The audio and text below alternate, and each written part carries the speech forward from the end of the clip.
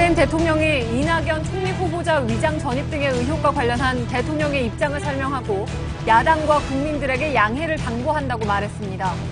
자유한국당은 이 후보자 인준 반대 입장을 재차 확인했지만 국민의당과 바른정당은 대승적 차원에서 인준에 협조하겠다고 밝혔습니다. JTBC 취재 결과 박근혜 전 대통령의 직무가 정지된 뒤에도 청와대 비서실장과 수석 비서관 등에게 특수활동비가 매달 현금 봉투 형태로 지급된 사실이 확인됐습니다. 대통령 참모들의 도덕적 해이 논란이 일고 있는 가운데 여전히 30억 원에 가까운 돈의 용처는 밝혀지지 않아 조사가 필요하다는 지적입니다.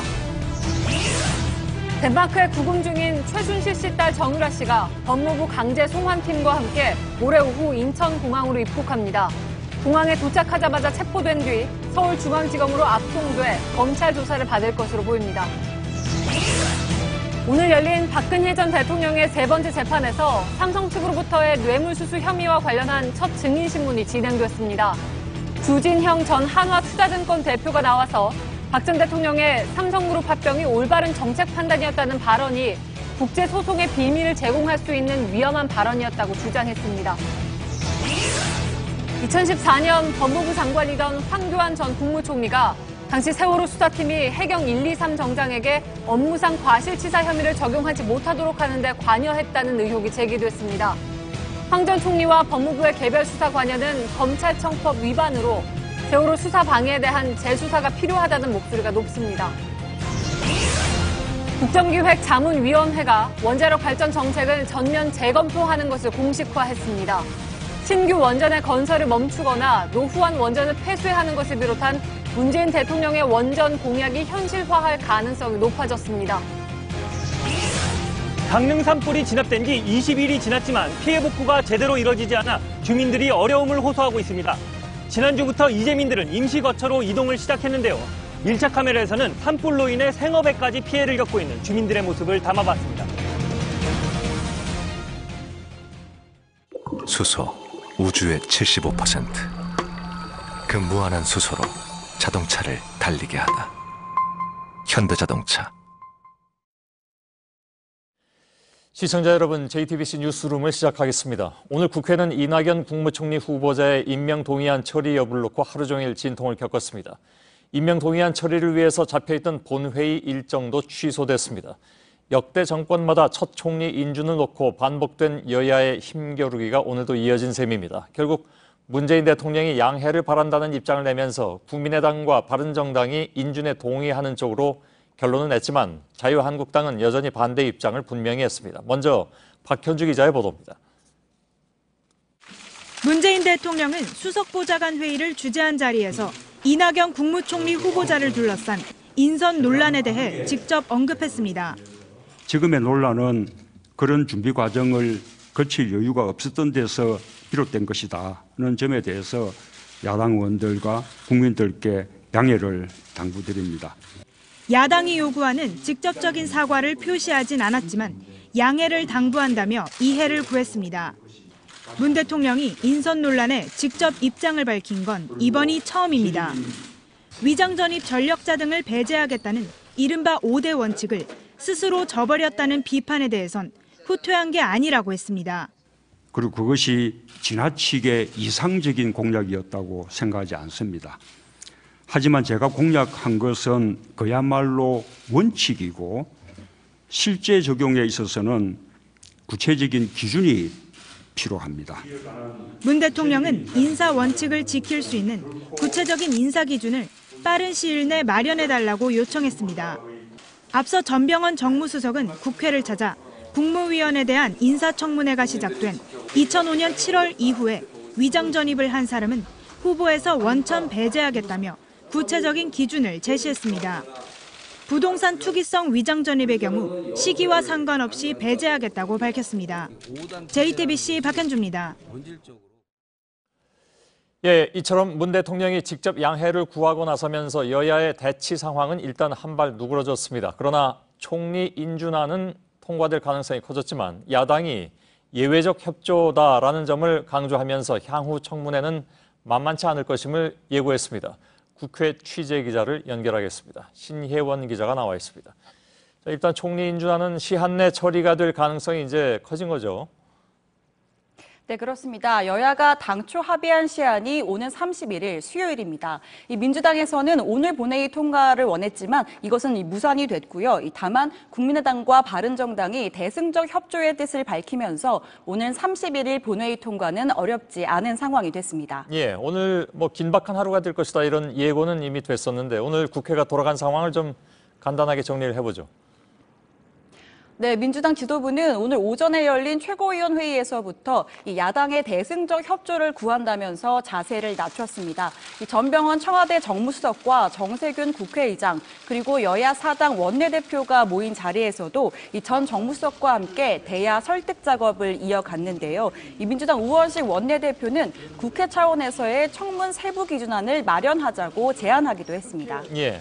국민의당과 바른정당 입장이 오후에 바뀌었는데 대통령의 입장 표명에 영향을 줬다고 봐야 되겠죠? 네, 그렇게 볼 수 있습니다. 기본적으로 야당은 이 국회의 세부 기준안을 마련하는 것과는 별개로 문 대통령이 구체적인 입장을 표명해야 한다고 요구를 해왔습니다. 이 오늘 오후에 문 대통령의 수석 보좌관 회의에서의 발언이 전해지면서 이 각 당이 의원총회를 소집을 했는데요. 이 국민의당은 대통령의 발언을 유감 표명이라고 받아들이긴 어렵다면서도 이 대승적 차원에서 협조하겠다는 입장을 밝혔습니다. 예. 이 바른정당의 경우에도 안정적인 국정 운영을 바라는 국민들의 기대에 부응하기 위해서 인준 절차에 응하겠다는 뜻을 밝혔는데요. 다만 인준 절차에 응하겠다는 뜻일 뿐 이 표결에서 찬성표를 던지겠다는 뜻은 아니라는 내용도 덧붙였습니다. 예. 자, 자유한국당은 여전히 수용 불가 입장인 모양입니다. 그렇습니다. 이 자유한국당은 대통령이 스스로 내건 원칙에 대해서 이 상황이 불가피하니 양해해달라는 발언은 수용할 수가 없고 따라서 총리 인준이 불가하다는 결론을 내렸다고 밝혔습니다. 이 정우택 원내대표는 여론이 좋다고 해서 몰아간다면 심각한 문제가 될 수 있다는 발언도 덧붙였습니다. 예. 자, 총리 인준은 인준이고 다른 후보자들 경우에는 이제 문 대통령이 이른바 5대 원칙을 바탕으로 해서 검증하겠다. 이게 지금 야당의 입장이죠. 네, 그렇습니다. 이 총리 인준의 경우에는 이 국회의 줄다리기가 오래도록 이어질 경우에는 국정 공백이 길어지기 때문에 이번에만 예외적으로 인준에 참여하겠다는 입장을 밝힌 건데요. 이 다른 후보자들에 대해서는 기존의 5대 원칙을 바탕으로 이 청문 절차에 임하겠다는 뜻을 밝혔습니다. 특히 한국당의 경우에는 역시 위장 전입 논란이 불거지고 있는 이 강경화, 김상조 후보자 등에 대해선 지명 철회까지 요구를 하고 있는 상황입니다. 이 때문에 향후 이어질 청문회에선 여야 대치 상황이 더욱 격해질 가능성이 큽니다. 예, 신혜원 기자였습니다. 이런 가운데 강경화 외교부 장관 후보자 역시 세금 체납에 이어서 거짓 해명 논란이 불거졌습니다. 강 후보자는 무리를 빚어서 죄송하다고 사과했지만 야권은 강 후보자의 지명 철회까지 요구하고 있어서 인준 과정은 말씀드린 대로 난항을 겪을 것으로 보입니다. 이지은 기자입니다. 문재인 대통령은 지난 21일 장관 중 가장 먼저 강경화 외교부 장관 후보자를 지명했습니다. 오는 6월 말 한미 정상회담을 시작으로 G20 정상회의 등 주요 외교 일정이 줄줄이 예정된 데다 사드 배치와 한일 위안부 합의 문제 등 외교 현안이 산적했기 때문입니다. 그런데 문 대통령의 뜻대로 되지 않을 수 있다는 지적이 나오고 있습니다. 강경화 후보자에 대해 각종 의혹 제기가 이어지고 있기 때문입니다. 장녀가 미국에서 1년간 고등학교를 다니다 이화여고에 전학했는데 이후 1년간 친척 집에 주소지를 두고 있었습니다. 그런데 해명과 달리 이곳이 이 학교의 교장이 전세권자로 설정된 집이었다는 사실이 밝혀지며 거짓 해명 논란이 불거졌습니다. 그 주소지에 누가 사는지 소유주가 누군지에 대해서는 전혀 알지 못했습니다. 여러 무리를 잇게 돼서 대단히 죄송스럽게 생각합니다. 또 해외 출장 중에 청와대 검증이 진행돼 사실관계가 잘못 전달됐다고 해명했습니다. 하지만 국회 청문회 일정조차 잡히지 않아 외교 일정에 차질이 불가피할 전망입니다. JTBC 이지은입니다. 앞서 전해드린 것처럼 이낙연 총리 후보자의 경우에 국민의당과 바른정당이 인준에 협조하겠다 이렇게 밝혔습니다. 물론 바른정당 경우에 찬반 어느 표를 던질지는 지금 얘기할 수 없다 이렇게 얘기가 나왔습니다만 아무튼 인준 절차에는 참여한다고 나왔죠. 그런데 향후에 장관 인선에 대한 야당의 검증은 더욱더 치열해질 것으로 보입니다. 정치부 서복현 기자와 함께 이 문제 한 걸음 더 들어가겠습니다. 어느 정부에서나 초기 인선 때문에 하여간 늘 이렇게 갈등이 좀 있었습니다. 그렇습니다. 이번에도 뭐 결코 만만치 않은 그런 상황인 것 같습니다. 예, 그렇습니다. 사실 대선 전부터 누가 집권을 하든 인사청문회부터 상당한 어려움을 겪을 것이다. 이런 분석이 나왔습니다. 왜냐하면 누가 집권해도 여소야대이기 때문인데요. 예. 역시나 첫 인선인 총리부터 이 상당한 진통을 겪고 있는 상황입니다. 예, 물론 뭐 여소야대 탓도 물론 있겠지만 예. 결과적으로 보자면 뭐랄까요, 검증이 좀 부족했다는 지적, 이것도 피할 수는 없을 것 같습니다. 네, 총리 지명은 대선 다음 날 이루어졌습니다. 역대 정부에선 없던 일이죠. 예. 그리고 인수위원회가 없던 상태에서 이 취임 첫날 지명을 한 건데요. 그러다 보니까 검증이 부족할 수밖에 없었습니다. 예. 문 대통령은 이미 대선 열흘 전쯤에 이 후보자에게 총리직을 제안을 했다고 하는데요. 그러니까 나름대로 그 전에 검증을 했다는 거죠. 하지만 이 민정수석실 등이 이 정식으로 한 것이 아니기 때문에 검증에 어려움을 겪었을 수 있습니다. 예. 후보자가 국회의원도 했고 예. 또 도지사도 했기 때문에 예. 그 과정에서 상당 부분은 검증이 됐을 것이다라는 생각도 했을 법하고요. 근데 아예 더 검증을 한 뒤에 발표했어야 하지 않느냐, 이런 지적에 대해서는 뭐라고 얘기할 수 있을까요? 일단 이낙연 후보자의 위장전이 문제가 불거지자 청와대 반응은 몰랐다, 이거였습니다. 예. 그러니까 더 검증을 했더라면 미리 알지 않았을까, 이런 지적이 나올 수밖에 없는 건데요. 그러면 왜 서둘러서 지명을 했던 것이냐, 오늘 문재인 대통령의 발언 직접 한번 들어보시죠. 예. 최대한 빠르게 내각을 구성해서 국정 공백을 최소화하기 위한 그런 목적과 함께 또 인사 탕평을 바라는 국민들의 요구에 부응하기 위한 것이었습니다. 예. 네, 실제 후보 시절부터요, 이 캠프에서는 5월에 총리 인준을 마무리를 하고 그 총리의 제청을 받아서 6월에는 장관들의 인선을 마무리하고 또 예. 7월에는 이 권력기관장 임명을 마무리한다, 이런 나름대로의 타임테이블이 있었던 것으로 알려졌습니다. 그러니까 그에 맞추려면 총리 지명은 사실상 대선 다음 날 했어야 맞았던 거죠. 예. 자, 후보 시절의 공약으로 내걸었던 5대 원칙, 예. 이건 언제 이 얘기가 처음에 나왔었던 거죠? 일단 더불어민주당 경선 과정에서부터 나왔습니다. 지난 예. 3월 이 문재인 대통령의 당시 후보 시절이었죠. 발언 직접 한번 들어보시겠습니다. 예. 병력 멘탈, 부동산 투기, 세금 탈루, 위장 전입, 논문 표절의 5대 비리 행위자는 고위 공직 임용에서 철저히 배제하겠습니다. 네, 지난 3월 국회에서요, 이 최순실 일가의 부정축제 재산 몰수를 위한 특별법 공청회가 열렸는데 이 예. 자리에서 한 얘기입니다. 물론 이 이후에도 이 약속은 계속 유지돼 왔고요. 예. 굳이 5가지를 원칙으로 내세웠던 이유는 뭐라고 봐야 될까요? 오늘 문재인 대통령이 그 이유도 밝혔습니다. 예. 이 5가지가요, 이명박 박근혜 정부에서 특히 문제가 많았던 사유였다, 이렇게 설명을 했습니다. 실제 2012년 대선 때도요, 당시 18대 대선 후보였는데요, 이명박 정부에서의 이 문제를 지적하기도 했습니다. 이 발언도 들어보시죠. 예. 부동산 투기, 세금 탈루, 위장 전입, 병력 비리, 논문 표절이 이명박 정부 공직 임용의 필수 조건이라는 말까지 생겼습니다. 5대 중대 부패 범죄자와 함께 이 5가지 사항에 해당하는 경우 절대 공직자로 임용하지 않겠습니다. 예, 이거 5년 전에 나왔었다는 얘기가 되는데 결과적으로는 지금 뭐 보자면 특히 위장전입 문제는 지켜지지 않고 있는 그런 상황이 돼버렸네요. 그렇죠. 총리, 외교장관, 또 공정거래위원장 후보자까지 위장 전입이 있었기 때문에 결과적으로는 지켜지지 않았다는 지적이 나오는 건데요. 예. 문 대통령이 이 대해서 오늘 이렇게 얘기했습니다. 이상적인 공약은 아니었다. 공약은 원칙이고 실제 적용은 구체적인 기준이 있어야 하는데 인수위 과정이 있었다면 기준을 마련할 수 있었을 것이다, 이렇게 얘기를 예. 했습니다.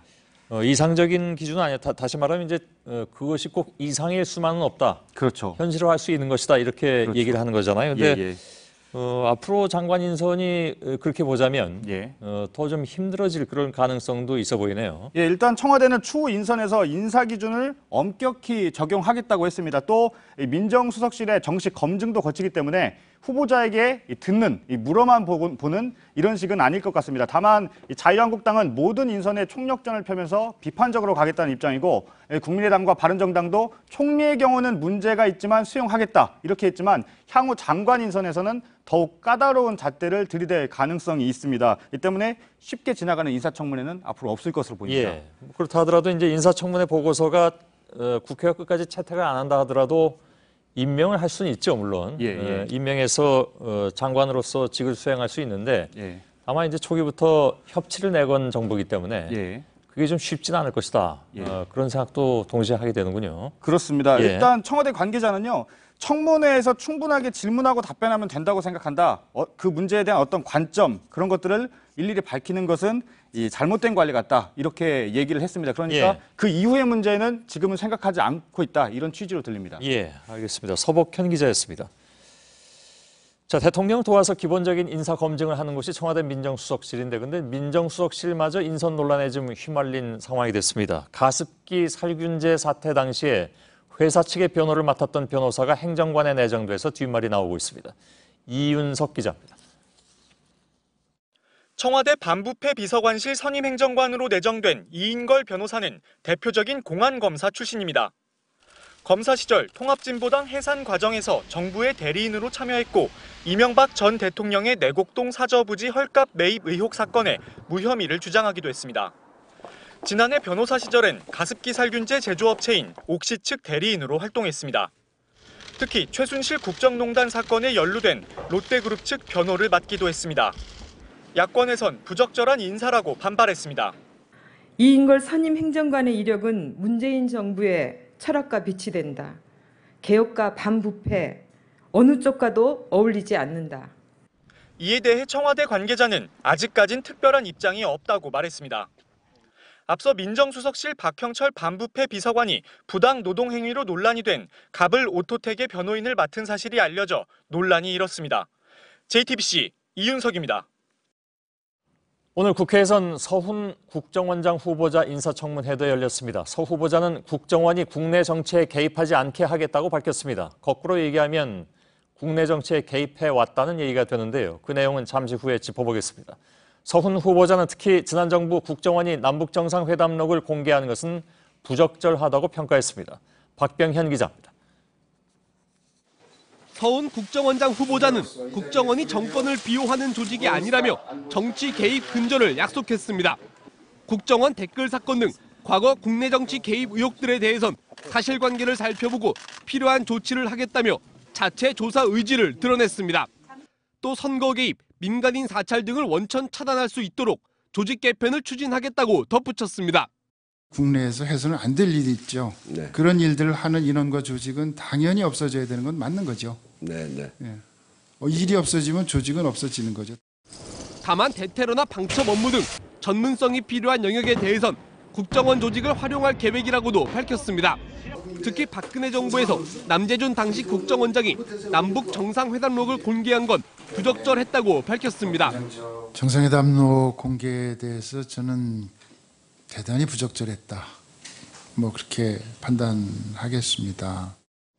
한편 2006년 국정원 3차장 취임 이후 1년 사이 재산이 6억 원가량 오른 것에 대해선 주식시장 활성화에 따른 것이라고 해명했습니다. JTBC 박병현입니다. 국정원의 정치 개입 근절 문제는 사실 어제 오늘 일은 아닙니다. 대표적인 정치 개입이자 선거 개입 사건인 국정원 댓글 사건 이후에 박근혜 정부는 개혁을 거론했지만 크게 바뀐 것은 없다는 평가입니다.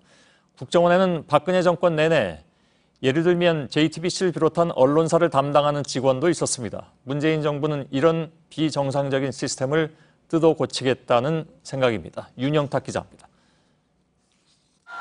지난 2012년 대선 직전 국가정보원 직원들이 인터넷에서 문재인 당시 후보에 대한 비방 댓글을 달았다는 의혹이 제기됐습니다. 이후 검찰 수사 등을 거치면서 국정원장의 지시로 이뤄진 조직적인 선거 개입 사실이 확인됐습니다.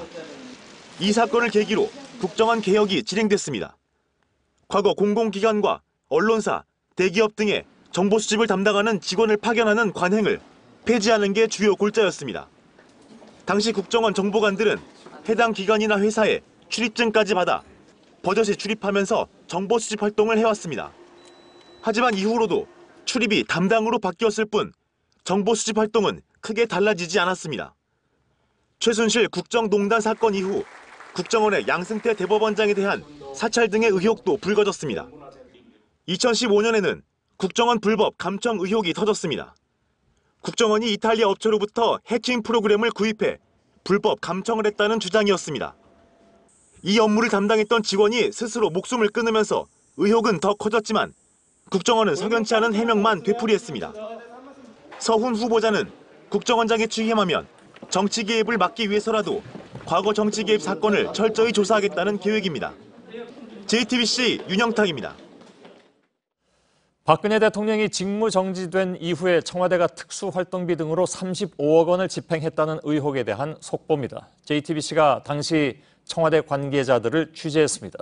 청와대는 특수활동비를 비서실장부터 일반 직원까지 수당으로 돌렸는데 대통령 직무정지 이후에도 현금을 봉투에 넣어서 수당 형태로 매월 지급한 것으로 확인됐습니다. 먼저 안지현 기자의 단독 보도입니다. 올해 1월부터 5월 초까지 청와대 비서실이 특수활동비와 특정 업무 경비로 사용한 현금은 총 35억 원입니다. 대통령 직무가 정지된 상태에서도 관련 예산의 20% 넘는 액수를 쓴 겁니다. JTBC 취재 결과 청와대는 대통령 직무가 정지된 이후에도 직원들에게 수당 명목으로 특수활동비를 지급한 것으로 나타났습니다. 박근혜 정부 시절 청와대 관계자는 비서실장을 비롯한 수석 등에게 매달 현금이 담긴 봉투가 직접 전달됐다고 JTBC 취재진에게 밝혔습니다. 또 대통령 직무가 정지된 이후에도 현금 봉투는 계속 지급됐다고 설명했습니다. 비서관 이하에게는 특정 업무 경비라는 명목으로 30만 원씩 정액 지급됐고 수석 비서관급 이상은 직급에 따라 이보다 많은 돈을 받았다는 겁니다. 하지만 당시 고위 공무원들 모두 그 액수가 얼마인지 또 어디에 썼는지는 공개하지 않고 있습니다. JTBC 안지연입니다. 국회가 대통령 직무를 정지시킨 상태에서도 참모들이 매월 수십만 원에서 수백만 원씩을 현금으로 챙겼다는 사실이 확인된 셈입니다. 도덕적 해이의 극치다 이런 지적도 나오죠. 그런데 문제는 이게 다가 아니라는 점입니다. 대통령 참모들이 수당으로 나누어 가진 돈을 빼더라도 20억 원이 훨씬 넘는 돈의 행방은 여전히 알 수 없는 상황입니다. 유선의 기자입니다. 박근혜 정부 말 기준 대통령 비서실 정원은 443명입니다. 국가안보실 직원 22명을 더하면 모두 465명이 됩니다. 이관직 전 청와대 총무비서관은 일반 직원에게 매달 특정 업무 경비가 30만 원씩 지급됐다면서 박근혜 전 대통령이 사용한 특수활동비는 없다고 주장했습니다. 하지만 이 전 비서관의 주장이 사실이라고 해도 직원들에게 4개월 동안 지급된 돈은 5억 5천만 원에 불과합니다. 비서실장과 수석비서관은 더 큰 돈을 받았다고 해도 전체 액수가 2억 원 이상 늘어나기는 어렵습니다.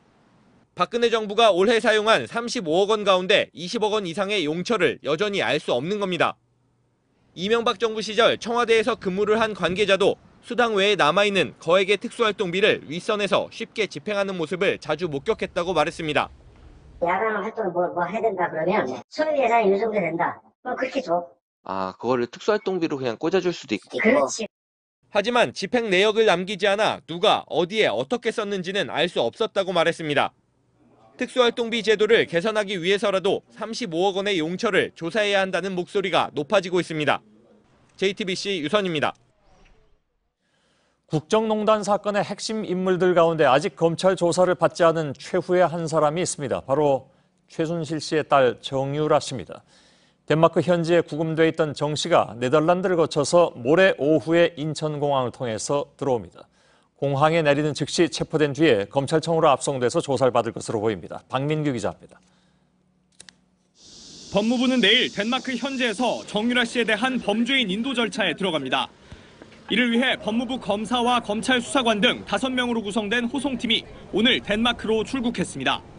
예정대로면 정 씨는 내일 오후 4시 25분쯤 덴마크 코펜하겐 공항을 출발한 뒤 네덜란드 암스테르담을 거쳐 모레 오후 3시 5분쯤 인천공항에 도착합니다. 호송팀은 법원에서 이미 발부받은 체포영장을 근거로 정 씨를 인천공항 도착 즉시 체포해 서울중앙지검으로 압송할 예정입니다. 정 씨는 이화여대 부정입학과 학사특혜 혐의에 대해 수사했던 중앙지검 첨단범죄수사 1부의 조사를 받을 걸로 보입니다. 또 정 씨가 삼성의 자금 지원 혜택을 받은 당사자인 만큼 삼성 뇌물죄 관련 수사를 했던 특별수사 1부의 조사도 함께 받을 수 있습니다. 특히 정 씨가 독일과 덴마크에서 사용한 도피 자금과 변호사 비용의 출처 등 최 씨 일가의 해외 재산에 대한 의혹도 검찰 수사로 밝혀져야 할 부분입니다. JTBC 박민규입니다. 정유라 씨는 올해 1월 1일 JTBC 취재진의 신고로 덴마크 현지에서 경찰에 체포됐습니다. 그러나 송환을 거부하면서 법정 다툼을 벌여왔습니다. 결국 버티기 5개월 만에 강제 압송되기에 이르렀습니다. 강버들 기자입니다. JTBC 취재진은 지난해 12월 중순부터 독일에서 정유라 씨를 쫓았습니다. 정 씨가 덴마크로 거처를 옮겼다는 제보를 받고 900여 킬로미터 떨어진 덴마크 올보르에 도착한 건 12월 31일 새벽. 평소 정 씨가 이용했다는 폭스바겐 차량이 주차된 주택을 발견했습니다. 하루가 넘게 집 앞에서 기다리고 문을 두드려 대화를 시도했지만 정 씨는 모습을 드러내지 않았습니다. 안녕하세요. 결국 1월 1일 오후 현지 경찰에 신고했습니다. 이를 두고 언론 윤리에 어긋난다는 논란이 있었는데 그대로 자리를 뜨면 정 씨가 도주할 가능성이 크다는 걸 감안한 선택이었습니다. 신고를 받고 출동한 현지 경찰은 한국 경찰이 정 씨에 대해 인터폴 적색 수배를 요청한 것과 독일 검찰이 수사 중인 사실을 확인하고 정 씨를 체포했습니다. 하지만 법원에 출석한 정 씨는 삼성 특혜 지원 의혹 등의 모르쇠로 일관했습니다. 갑자기 박원호 정부에서 삼성 선수 6명을 뽑아서 말을 지원을 해주는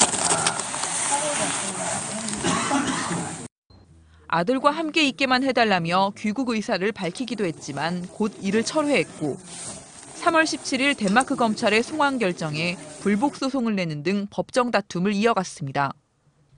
하지만 정 씨는 지난 24일 144일간의 구금 생활 끝에 송환을 거부하기 위한 항소를 철회하고 귀국길에 오르게 됐습니다. JTBC 강버들입니다. 오늘 법원에선 박근혜 전 대통령의 세 번째 재판이 열렸습니다. 박 전 대통령은 올해 초에 기자들을 불러놓고 삼성 계열사 간 합병 지원은 올바른 정책 판단이었다고 주장한 바가 있죠. 그런데 합병과 관련해서 부정적 보고서를 만들었던 주진형 전 한화투자증권 대표가 오늘 재판에 첫 증인으로 나와서 이런 주장이 국제소송 등을 고려하지 않은 정신 나간 발언이다, 이런 표현을 썼습니다. 먼저 임지수 기자의 보도를 보시고 잠시 후에 뉴스룸 2부에서는 주진형 전 대표와 스튜디오에서 인터뷰하겠습니다.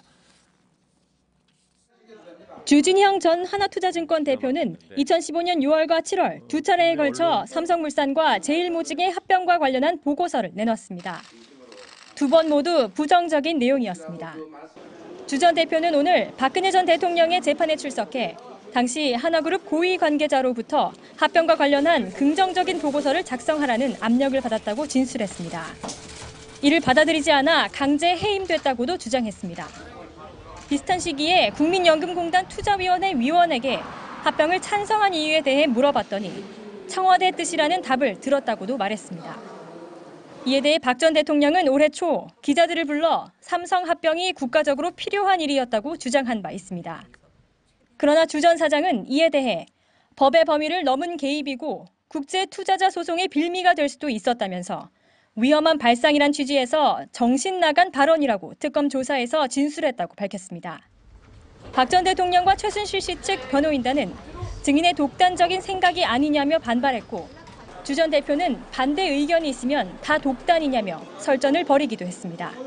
JTBC 임지수입니다. 우병우 전 민정수석뿐만이 아니라 2014년 당시 법무부 장관이던 황교안 전 총리도 세월호 수사 외압에 관여했다는 의혹이 추가로 제기됐습니다. 청와대와 법무부가 어떤 식으로 세월호 수사에 압력을 가했는지 재수사해야 한다는 목소리도 커지고 있습니다. 먼저 이서준 기자입니다. 2014년 10월 검찰의 세월호 참사 수사팀은 구조에 실패했던 해경 123 정장을 업무상 과실치사 혐의로 구속해 재판에 넘겼습니다. 당시 우병우 전 청와대 민정수석이 수사를 방해한 장본인으로 지목됐지만 최근 검찰의 우병우 수사팀은 이를 무혐의 처리하고 수사를 끝냈습니다. 그런데 우 전 수석뿐 아니라 당시 황교안 법무부 장관도 수사에 외압을 넣는데 관여했다는 의혹이 제기됐습니다.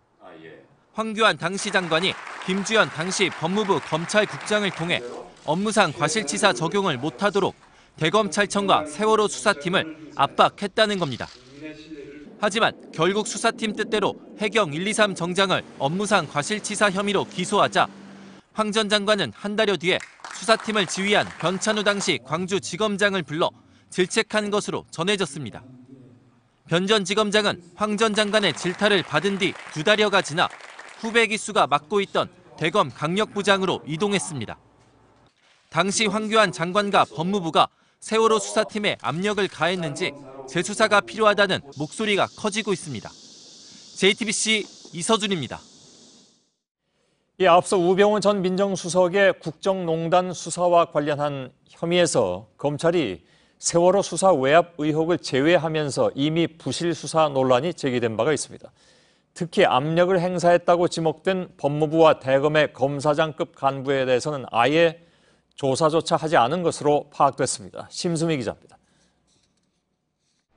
검찰은 지난 4월 세월호 수사 외압 의혹과 관련해 변찬우 전 광주지검장 등 수사팀 관계자들을 소환 조사했습니다. 수사팀 관계자들은 대검에서 업무상 과실치사 혐의 적용을 못하게 막으면서 법무부의 반대가 심하다는 이유를 댔다고 진술했습니다. 하지만 구체적으로 법무부에서 왜 어떤 방식으로 압박했는지는 알지 못한다고 덧붙였습니다. 이 같은 진술을 확보한 검찰은 당초 수사팀 보고를 받아 지휘한 조은석 전 대검 형사부장과 조 전 부장에게 압력을 행사했다는 의심을 받는 김주현 전 법무부 검찰국장에 대한 조사 계획도 세웠던 것으로 알려졌습니다. 하지만 검찰은 법무부와 대검의 과장급 검사들을 상대로 서면 조사를 하는 데 그쳤을 뿐 검사장급인 2사람에 대한 조사는 하지 않았습니다. 그러면서 수사팀이 결과적으로 업무상 과실치사 혐의를 적용해 기소했기 때문에 수사 외압 시도는 미수에 그쳤다고 판단했습니다. 하지만 수사팀 관계자들의 진술대로라면 법무부가 검찰 수사에 관여한 정황이 드러난 만큼 검찰청법 위반 여부에 대한 조사가 이루어졌어야 한다는 지적이 나옵니다. 법무부 장관은 구체적 사건에 대해 검찰총장만을 지휘한다고 되어 있기 때문입니다. 윤석열 신임 서울중앙지검장도 특검 수사 당시 이런 의견을 여러 차례 언급한 것으로 전해집니다.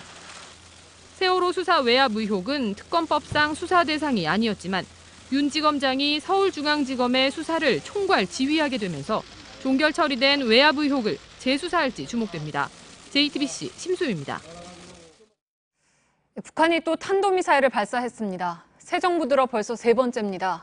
의도가 뭔지 안태훈 기자가 짚어봤습니다. 오늘 오전 5시 39분쯤 북한이 스커드 계열로 추정되는 단거리 탄도미사일을 발사했습니다. 현재까지 최소 한 발로 평가하고 있으나 구체적인 발수는 분석 중입니다. 최고 고도 120여 킬로미터, 거리는 450여 킬로미터를 비행하였습니다. 특히 북한은 지난 14일엔 액체 연료 기반의 중장거리, 21일엔 고체 연료를 쓰는 중거리, 이번엔 단거리를 쏘면서 매주 시험 발사를 하고 있습니다. 문재인 대통령 취임 이후로 탄도미사일만 3번째 발사입니다. 군 관계자는 지난달 북한이 열병식 때 공개한 개량형 지대함 스커드 미사일을 이번에 시험 발사한 것일 수 있다고 분석했습니다. 이제는 미사일을 여러 가지 용도로 다종화해서 다양한 목표에 대응하는 수단으로 발전시킬 가능성이 있습니다. 문 대통령은 북한의 탄도미사일 발사 직후 국가안전보장회의 상임위원회 소집을 지시했고 정의용 안보실장은 오전 7시 반쯤 회의를 열고 대응 방안을 논의했습니다. 한미일 육자회담 수석 대표는 긴급 통화를 하고 한반도 비핵화와 평화를 위한 국제사회 요구에 반하는 행위라고 규탄했습니다. JTBC 안태훈입니다. 한국인으로 태어나지 않아서 좋았다. 12년 동안 한국에서 일하고 일본 대사까지 역임한 소위 지한파라는 무토 전 대사가 쓴 책 제목입니다. 문재인 대통령을 최악의 대통령이라고도 했습니다. 이정헌 특파원입니다. 2010년 8월부터 2년 2개월 동안 주한 일본 대사를 지낸 무토 마사토시. 동일본 대지진 직후 한국 국민들이 일본 피해자 돕기 성금 모금에 나서자 한국 분들의 따뜻한 마음을 일본 사람이 이해할 수 있도록 노력하겠다며 고마움을 표시했습니다. 하지만 25일 출간한 책에선 문 대통령을 최악의 대통령이라고 지칭하며 북한 위기의 시기에 한국인은 친북 반일 대통령을 선출했다고 썼습니다. 무토 전 대사는 한일 위안부 합의가 획기적이며 일본 정부는 합의를 이행하기 위해 10억 엔을 내놓는 등 노력을 다했는데 한국은 그렇지 않다고 비판했습니다. 성노회는 사실에 반한다며 유엔의 위안부 합의 개정 권고에 맞선 아베 정권의 반론문과 같은 주장입니다. 최근에 신주쿠에서 혐한 시위가 있었고요. 경찰이 제지하지도 않았는데 그런 책이 나오면은 혐한 시위를 더 부추기지 않을까. 같은 일본이라서 걱정이 됩니다. 무토 전 대사는 과거 주간지 글에서도 결혼난, 높은 자살률 등 한국의 부정적인 면을 부각시켜 논란을 일으켰습니다. 도쿄에서 JTBC 이정원입니다. 경찰이 최근 수사권 조정 문제와 관련해 수사 과정에서 인권 침해를 없애는 방안을 마련하겠다고 다짐했죠. 그런데 경찰이 길 가던 시민을 보이스피싱 용의자로 착각해서 무차별 폭행하는 일이 벌어졌습니다. 체포 과정에서 어떠한 설명이나 확인 절차도 없었습니다. 민감한 시기에 곤란해진 경찰은 바로 서울경찰청장까지 나서서 사과했고 감찰 조사에도 착수했습니다. 이수정 기자입니다. 31살 김모 씨가 휴대전화를 보면서 길을 걷고 있습니다. 갑자기 또 다른 남성 2명이 다가가더니 김 씨를 옆으로 밀쳐 넘어뜨립니다. 영문모를 폭력에 저항해보지만 남성들은 김 씨 위에 올라타고 주먹까지 휘두릅니다. 서울 성동경찰서 형사들이 김 씨를 보이스피싱 용의자로 착각해 붙잡는 장면입니다. 이 과정에서 눈에 실핏줄이 터지고 얼굴 전체에 멍이 들었습니다. 경찰서로 끌려가 조사를 받은 뒤에야 범인이 아닌 게 밝혀졌습니다. 경찰은 인상착의가 비슷해 다가갔는데 심하게 저항해 용의자로 착각했다고 해명했습니다.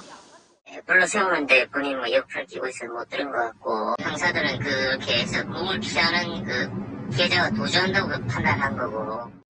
김 씨는 폭행과 체포 과정에서 아무런 설명이나 확인 절차가 없었다고 말했습니다. 수사 과정에서 인권 침해를 줄이겠다는 최근 경찰 수뇌부 발표와 실제 현장 상황은 다르다는 지적이 나오는 대목입니다. 막 파고 그냥 발로 차고 주먹으로 막 진이기고 있어요. 의심이 가면은 사람을 저렇게 패서 되겠느냐. 수사권 조정과 관련해 인권 침해 대책 마련을 부각해오던 경찰은 민감한 시기에 악재가 터졌다며 곤혹스러워했습니다. 서울지방경찰청장이 즉각 사과했고 해당 경찰관들에 대한 감찰 조사에도 착수했습니다. JTBC 이수정입니다. 궁극적으로 원전은 멈출 것인가? 정부가 원자력 발전 정책의 전면 재검토를 공식적으로 밝혔습니다. 이에 따라서 신규 원전 건설 중단, 그리고 노후 원전 폐쇄 등 문재인 대통령의 대선 공약에 포함된 원전 정책들이 현실화될 가능성이 높아졌습니다. 조택수 기자입니다. 문재인 대통령은 후보 시절 신규 원전 건설을 중단하고 설계 수명이 다한 원전은 바로 폐쇄하겠다고 밝혔습니다. 대선 공약 홈페이지인 문재인 1번가에서 가장 많은 지지를 받은 공약이기도 합니다. 국정기획자문위원회는 오늘 원자력 안전위원회 업무보고에서 이런 방침을 공식화했습니다.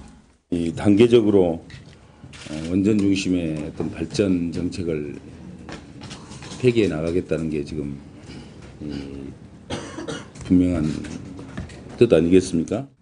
이에 따라 현재 운영 중이거나 건설 중인 원전의 폐쇄 또는 건설 중단 가능성이 높습니다.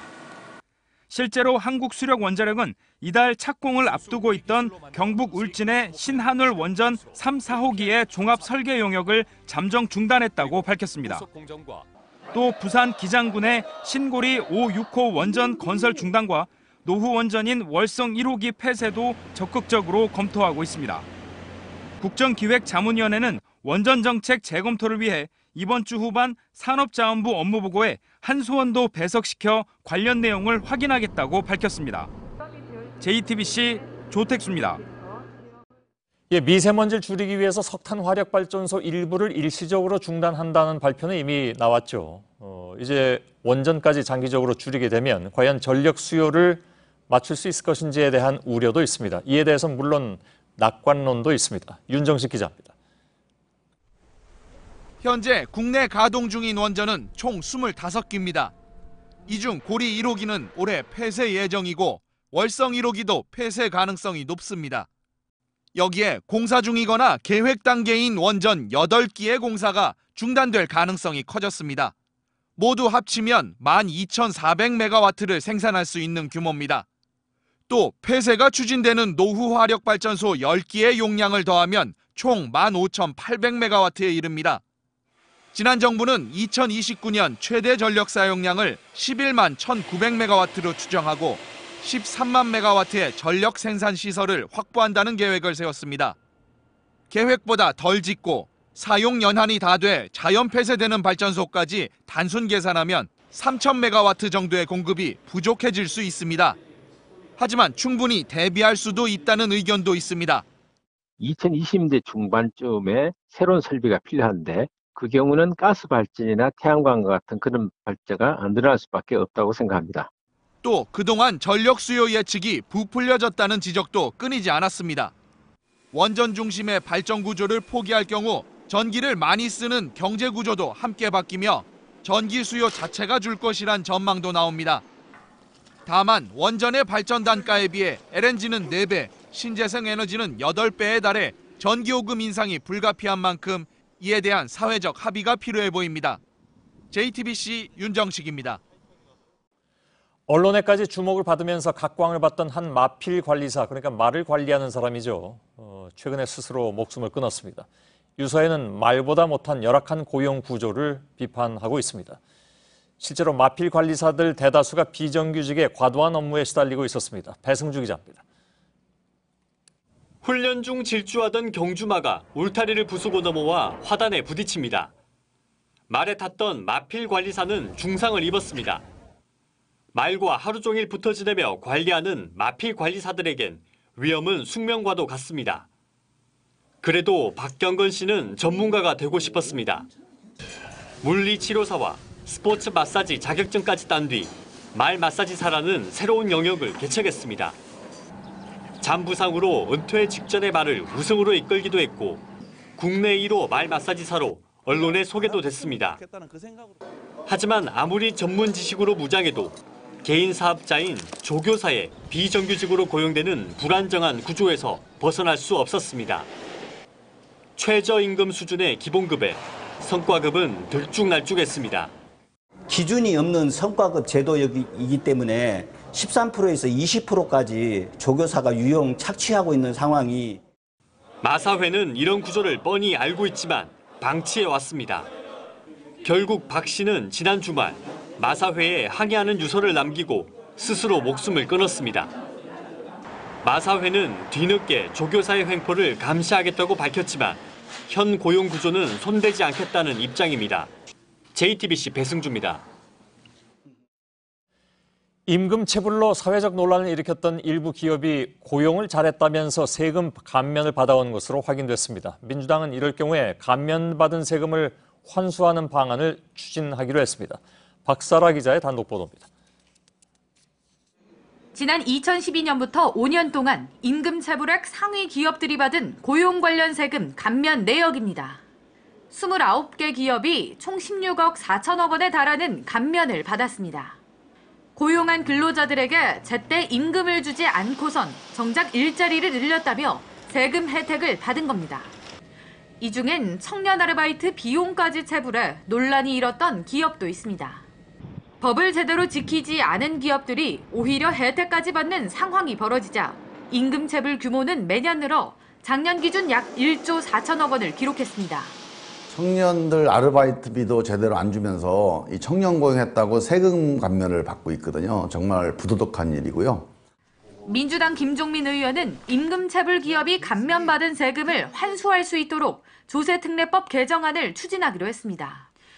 문재인 대통령도 임금 체불 문제를 국가가 나서서 해결하겠다며 청년 아르바이트 급여가 체불되면 국가가 우선 지급하거나 근로감독관을 대폭 늘리겠다고 공약했습니다. JTBC 박사라입니다.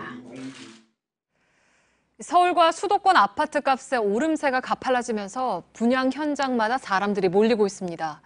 그런데 지방의 사정은 딴판입니다. 미분양 아파트가 5년여 만에 최대치까지 쌓이면서 집값도 하락세입니다. 이태경 기자입니다. 국토교통부에 따르면 4월 말 지방 미분양 주택은 43,144가구로 3월보다 1.5% 늘었습니다. 2011년 7월 이후 5년 9개월 만에 가장 많은 수치입니다. 지역별로는 광주, 충북 등에서 많이 늘었습니다. 반면 같은 기간 서울, 경기, 인천 등 수도권의 미분양 주택은 10% 이상 줄었습니다. 집값 흐름도 정반대입니다. 올 들어 수도권 아파트값은 0.5% 오른 반면 지방 아파트값은 0.1% 내렸습니다. 이는 박근혜 정부가 2014년 수도권의 신규 택지 개발을 제한하는 대신 재건축 규제를 풀어준 영향이 큽니다. 수도권에선 기존 아파트와 재건축 단지의 희소성이 부각되면서 미분양 물량이 줄고 집값이 올랐습니다. 반면 지방의 경우 수도권에서 아파트 부지를 찾지 못한 건설업체들이 몰리면서 분양 물량이 크게 늘었습니다. 그러나 때마침 조선해운업 구조조정과 대출 규제 강화로 수요가 위축되면서 지난해부터 미분양이 쌓이기 시작했습니다. 올 들어 신규 분양이 줄고 있지만 기존 미분양 물량이 많아 당분간 지방의 공급 과잉은 계속될 것으로 보입니다. 전문가들은 수도권의 집값 과열을 막으면서도 도시재생 사업 등으로 지방의 부동산 시장 침체를 막는 맞춤형 부동산 대책이 필요하다고 조언합니다. JTBC 이태경입니다. 우리나라 스케 간판 스타 김마그너스 선수가 국가대표 수당을 거부한다고 선언했습니다. 김 선수 어머니는 대한체육회를 항의 방문했습니다. 어떻게 된 건지 전영희 기자가 보도합니다. 김마그너스 선수가 동계아시안게임 크로스컨트리 경기에서 무서운 뒷심으로 정상에 오릅니다. 우리나라 남자 중 처음으로 크로스컨트리 아시안게임 금메달을 따낸 김 선수는 내년 2월 평창올림픽이 기대되는 유망주입니다. 하지만 김 선수는 대한체육회가 주는 국가대표 수당을 받지 않겠다고 선언했습니다. 스키협회는 지난 2월 아시안게임 경기 사흘 전 맥주 2캔씩을 나눠 마신 선수들에게 최대 6개월의 출전 정지 징계를 내렸습니다. 김 선수는 술을 마시지 않았지만 동료들에 대한 징계는 형평성에 어긋난다는 주장입니다. 반면 대한체육회 스포츠공정위원회는 음주 폭행으로 집행유예 판결을 받은 승마 김동선 선수에게 가장 가벼운 징계인 견책을 확정했습니다. 오늘 체육회 본관 앞에선 김마그너스 선수의 어머니 김주연 씨도 나서 항의의 뜻을 전달했습니다. 이에 대해 대한체육회 측은 문제가 없다는 입장입니다. 일일이 우리가 중징계 경기를 이렇게 논하기 시작하면은 이거 한이 없고 끝이 없고. 평창올림픽이 250여일 앞으로 다가온 가운데 선수들이 경기 외적인 이유로 훈련에만 집중하지 못하고 있습니다. JTBC 전영입니다. 반군을 제압하기 위해서는 성폭행도 허용되고 대법원과 의회도 나를 막을 수가 없다. 두테르테 필리핀 대통령의 막말에는 한계가 없습니다. 필리핀의 계엄령이 지속되면서 교전에 의한 민간인 피해자가 늘고 있습니다. 정혜성 기자입니다. 두테르테 대통령이 민다나오 섬에 계엄령을 선포한 지 일주일째. 필리핀 정부군과 IS 추종 무장단체인 마우테 간의 계속된 교전으로 피해가 늘고 있습니다. 어린이가 포함된 가족 단위의 시체도 확인되고 있습니다. One couple, husband and wife, with their 3 children, and these were all minors. 현재까지 최소 민간인 희생자 27명 등 사망자가 100명을 넘었습니다. 필리핀 두테르테 대통령의 막말 수위는 한층 높아졌습니다. 이번엔 군과 경찰이 안전하다고 말할 때까지 계엄령을 지속할 것이다. 대법원과 의회도 나를 막을 수 없다는 두테르테의 발언이 전해졌습니다. 각각 계엄령의 합헌 여부와 기간 연장 권한을 가지고 있는 대법원과 의회의 헌법상 권위에 정면 도전을 선언한 셈입니다. 앞서 두테르테 대통령은 여성 3명까지 성폭행해도 괜찮다고 말해 인권단체들의 거센 반발을 불렀습니다. 마약 사범 체포에도 계엄군을 투입할 것이라고 밝혀 파장이 커지고 있습니다. JTBC 정혜승입니다. 아직 5월인데 땡볕더위가 이어지고 있습니다. 경남 밀양의 최고 기온이 36.6도까지 올랐고 전남 일부 지역에는 올 들어 첫 폭염특보가 내려졌습니다. 유한울 기자입니다. 내리쬐는 땡볕 때문에 차가운 얼음 음료나 양산은 필수입니다. 공원 한켠에선 벌써 물을 뿌리기 시작했지만 더위가 가시는 것도 그때뿐입니다. 대구가 맨날 덥다 하더니 진짜 왔는데 너무 더워요. 그 슬러시를 먹어도 너무 돌아다니기 힘든 것 같아요. 오늘 대구 최고 기온은 올 들어 가장 높은 35.9도, 경북 구미와 안동 등도 올해 최고 기온 기록을 다시 썼습니다. 경남 밀양 등 역대 5월 최고 기온 기록을 경신한 지역도 나타났습니다. 영남에 이어 전남 일부 지역엔 올해 첫 폭염주의보가 내려졌습니다. 남부지방을 중심으로 이렇게 더위가 기승을 부리는 데는 우리나라 남쪽 해상에서 따뜻한 남서풍이 계속 유입되고 있는 영향이 큽니다. 여기에 높은 일사량도 한몫을 했습니다. 기상청은 내일도 같은 이유로 낮 최고 기온 서울 28도, 대구 33도, 광주 32도 등 남부지방을 중심으로 무더위가 이어질 것으로 내다봤습니다. 또 중국에서 발생한 미세먼지가 서풍 계열의 바람을 타고 국내로 유입되면서 오후부터 중부지방 미세먼지 농도가 높아졌는데 내일 오전까지 중부와 남부지방의 대기질이 나쁠 것으로 예상됩니다. JTBC 유한울입니다.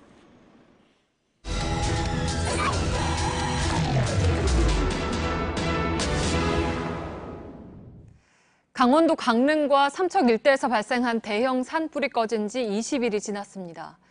집이 다 타버려서 이재민 수십여 명이 경로당이나 마을회관에서 지내야 했는데요. 특히 재활에 필요한 재난지원금이 턱없는 수준이라 이재민들 시름이 깊습니다. 밀착카메라 손광균 기자입니다. 강원도 강릉 산불 피해 현장의 2층짜리 건물입니다. 원래는 집이었다고 하는데요. 지금은 철제 기둥과 지붕만 남아 있습니다. 이 집 안팎에 있는 가구와 물건들도 모두 타버렸습니다. 이쪽으로는 화분이 보이는데요. 식물이 완전히 새카맣게 변했고요. 안쪽으로는 세탁기로 보이는 물건이 형체만 남아 있습니다. 그리고 이 반대쪽을 보면요. 그릇이 겹겹이 쌓여 있는데요. 아마도 이 공간이 주방으로 사용되지는 않았을까 추정만 해볼 수 있는 상황입니다. 냉장고가 종이장처럼 찢어졌고 야외 등은 반쪽이 녹아버렸습니다. 지난 6일부터 나흘간 발생한 대형 산불로 집 36채와 농기계 수백 대 등이 피해를 본 것으로 파악됐습니다. 이번 화재로 42세대 80여 명이 집을 잃었습니다.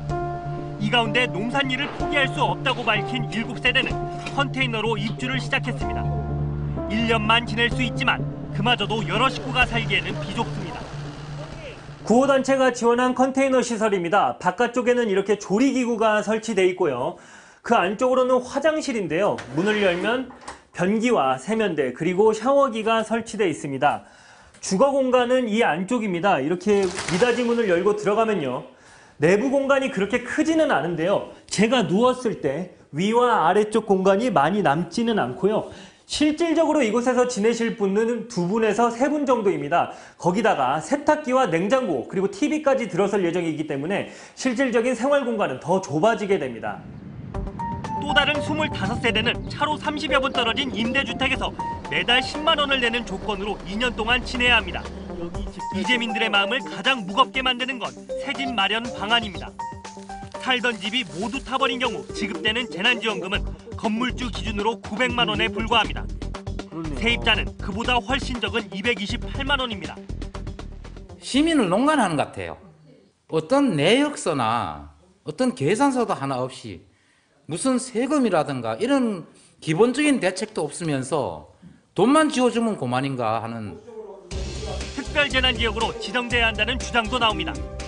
문제는 특별재난지역으로 지정되더라도 지원금의 액수는 그대로라는 점입니다. 자녀의 학자금을 면제해주거나 세금과 통신, 전기요금을 경감 또는 납부 연기해주지만 고령인데다 농업에 종사하는 주민들에게는 해당 사항이 적습니다.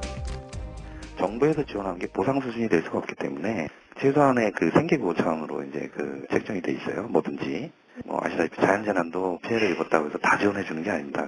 이 때문에 피해자들이 스스로 일어설 수 있도록 도와줄 수 있는 지원 대책이 필요하다는 지적이 나옵니다. 가옥서부터 모든 것들에 대한 거를 본인들이 다 은행 융자를 받든지 전부 다 개인적으로 해결을 해야 되니까 도저히 빚을 지지 않고서는 재출발하기가 현실적으로 불가능한 상황이라고 하는 겁니다. 얼핏 보면 싱싱해 보이지만 자세히 들여다보면 잎사귀들은 이렇게 말라 들어갔고 땅은 새카맣게 변했습니다. 이런 곳에서 새로운 작물이 자라지 않을 수도 있다는 설명이 나오는데요. 이재민들은 자신들의 처지가 마치 이곳과 같다는 말도 했습니다. 현실성이 떨어지는 지원보다 장기적인 대책에 대한 고민이 시급해 보입니다. 밀착카메라 손광균입니다.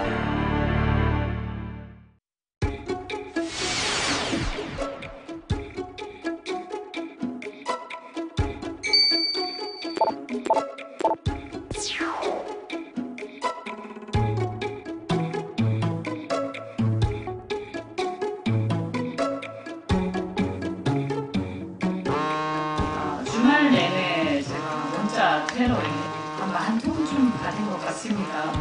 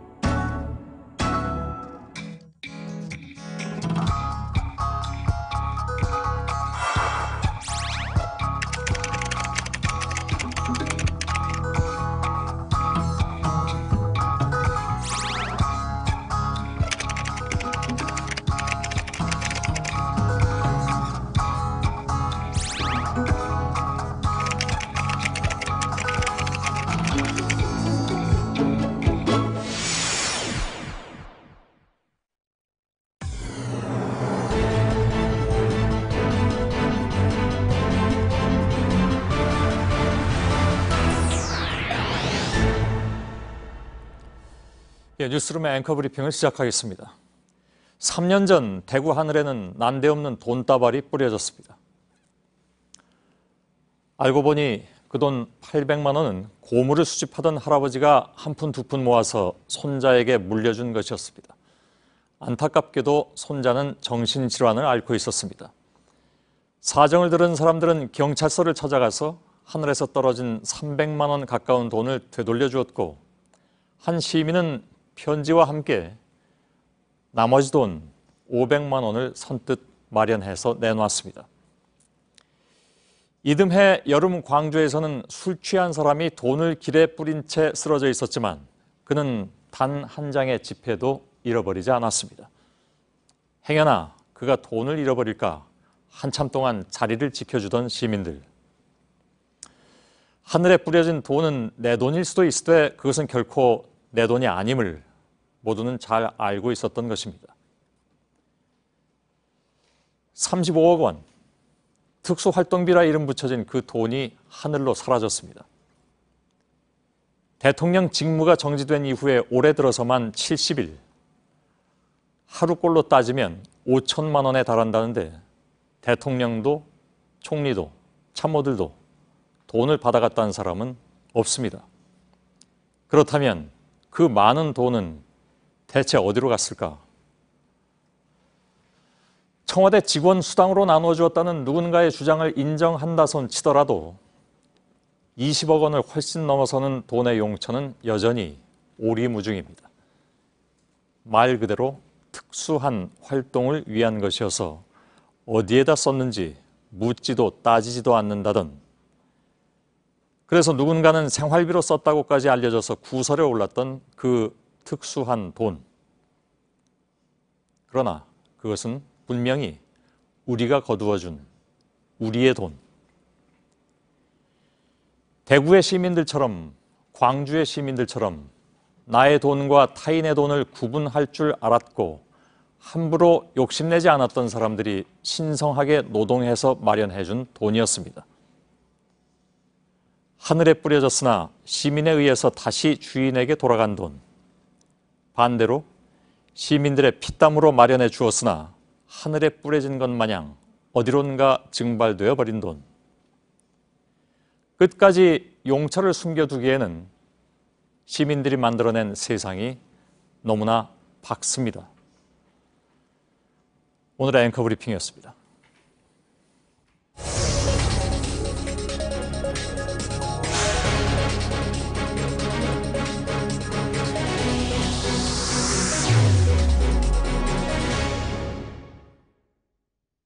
네, 문재인 정부가 취임 초부터 인선 문제로 난항을 겪고 있습니다. 일단 총리 인준안은 통과할 가능성이 커졌습니다. 정치부 서복현 기자와 함께 현재 상황을 좀 더 짚어보도록 하겠습니다. 서복현 기자. 예. 일단 이낙연 총리 후보자의 경우에는 국민의당과 바른정당이 협조하겠다라고 밝히면서 인준할 가능성이 커진 거죠? 예, 그렇습니다. 오늘 문재인 대통령이 양해를 구하고 나섰는데요. 네. 그 이후에 각 당의 반응을 좀 설명해 드리면요.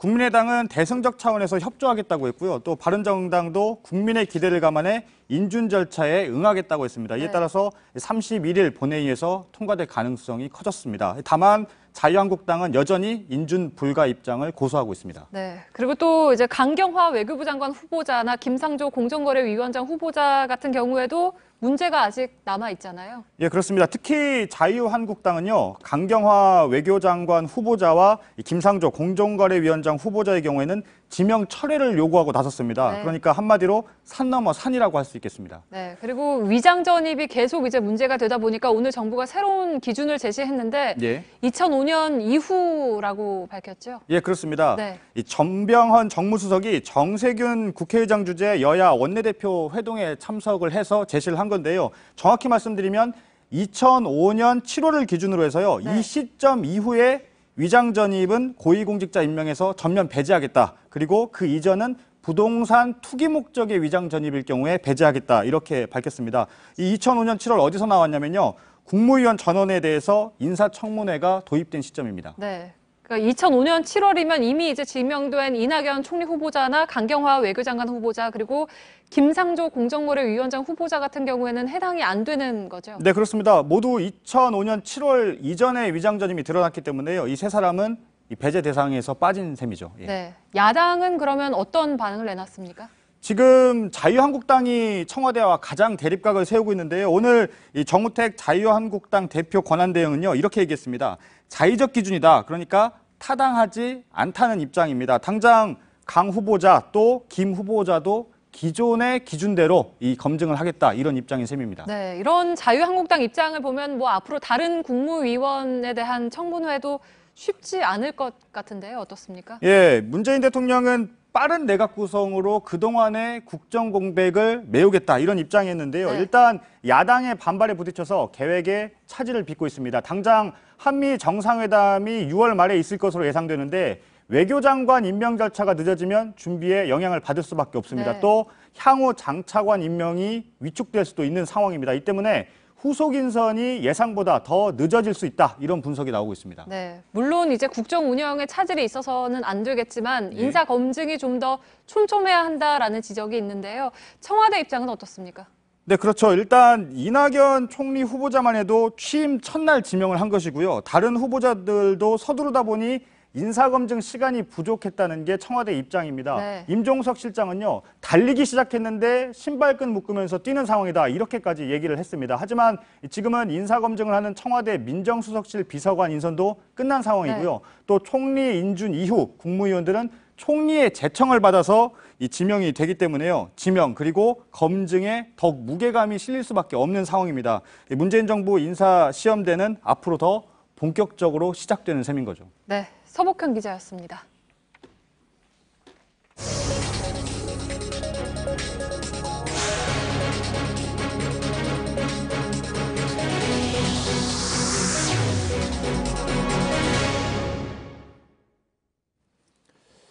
예, 이분을 모신다고 예고를 해드리니까 벌써 많은 분들이 좀 관심을 갖고 기다려주신 것 같은데요. 대기업 총수 9명 앞에서 재벌의 경영 행태가 조폭이 하는 것과 다름없다라는 말을 해서 화제가 됐던 분이기도 합니다. 주진형 전 한화투자증권 대표, 오늘은 박근혜 전 대통령 재판에 첫 증인으로 출석을 해서 역시 또 거침없는 그런 답변을 해서 화제가 되기도 했습니다. 그 소식을 저희가 일부에서 전해드렸고요. 주진형 전 대표를 스튜디오에 바로 옆에 직접 모셨습니다. 어서 오십시오. 네, 안녕하세요. 예. 자, 첫 증인으로 서신 뭐랄까요? 뭐 소감이랄까요? 어떠실까요?